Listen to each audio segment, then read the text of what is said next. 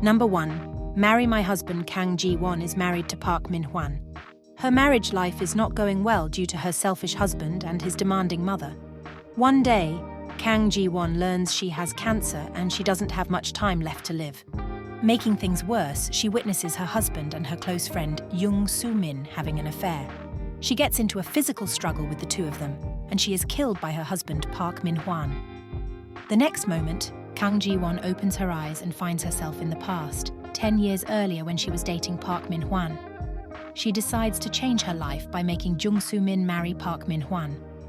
Meanwhile, Yoo Ji-hyuk works as a chief in the same department as Kang Ji-won. He has a crush on her and he slowly reveals his feelings to her. He also has a secret. Number 2. Love Song for Illusion.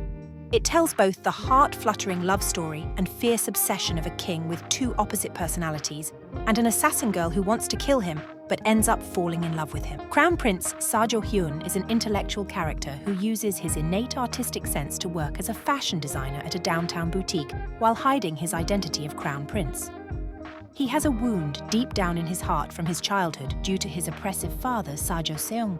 Seo Hyun's other personality, Ak-hee, is a charming character who can easily seduce others, but he is cursed to feel extreme pain when he makes physical touch with others. Yeon-wol lives a life full of twists and turns, going from an assassin to concubine. Yeon-wol is the royal descendant of the fallen Yeon dynasty and the only daughter of Yeon Pung-hak. Yeon-wol hides her identity and becomes assassin Gye-ra to avenge her family. While trying to assassinate the king, she falls into a trap set by an unknown person and wakes up the next day with no memory of her past. Number 3. Nightflower Jo Yo-hwa has been a widow for 15 years. Her in-laws are the most prestigious noble family in the area. During the day, she lives quietly at home and never goes outside. But during the night, Jo Yo-hwa secretly jumps over the surrounding wall and takes care of people who need help. In the process, she gets involved with Park Soo-ho, and she begins to dream about her future. Meanwhile, Park Soo-ho is a senior officer. He is good at his job and has an attractive appearance. Number 4. A Shop for Killers. Shortly after entering college, Jan receives a call from local police informing her of her uncle's suicide. Her carer, since the death of her parents, Uncle Jong Jin-man, had always been quiet and mysterious, but never suicidal.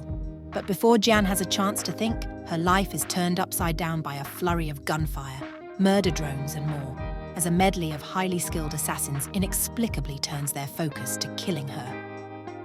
Pinned down in her uncle's home, Jian will be forced to revisit some of the bizarre training her uncle gave her throughout her formative years if she hopes to survive long enough to discover what is going on. Number 5. The Bequeathed.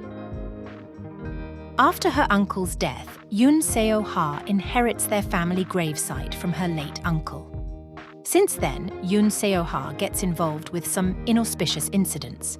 She has a younger stepbrother, Kim Young-ho, who throws her into even more confusion. Meanwhile, Detective Choi Song-joon suspects the recent incidents that have taken place in the village are related to Yoon Seo-ha's family gravesite. He investigates further. At the police station, Choi Song-joon has an antagonistic relationship with Park Sang-min. He is the chief of the detective squad where Choi Song-joon works. Due to a case that took place in the past, his boss holds a sense of inferiority and jealousy towards Choi Song-joon. Number 6. Captivating the King Lee-in is a prince. His older brother is King Lee's son, who cares about him a lot. Vowing loyalty to his older brother, Lee-in is taken hostage by the Qing dynasty. King Lee's son soon views his younger brother's loyalty as betrayal and begins to hate him. Lee-in endures deep emotional pain because of this. Lee-in then meets an unknown Baduk player who wagers on her games. He is completely fascinated by the Baduk player. Through circumstances, Lee-in becomes the king. He holds the highest position and is a strong person, but he is sad and weak internally.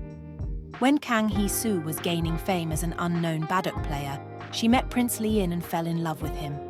Through a vortex of fate, she becomes a spy. She approaches King Lee-in to get her revenge. Number 7. Flex ex-cop Jin Yi-soo, An Bo-hyun, is a third-generation member of a chaebol family. He has a childish personality and loves to have fun. Jin Yi-soo becomes a detective for a police violent crimes team. He tries to wipe out criminals by using his enormous wealth, personal connections, and his brilliant intelligence. He works with Lee Gang-hyun, Park Ji-hyun, who leads the violent crimes team. She is a veteran detective and highly dedicated to catching criminals. She also has smooth social skills.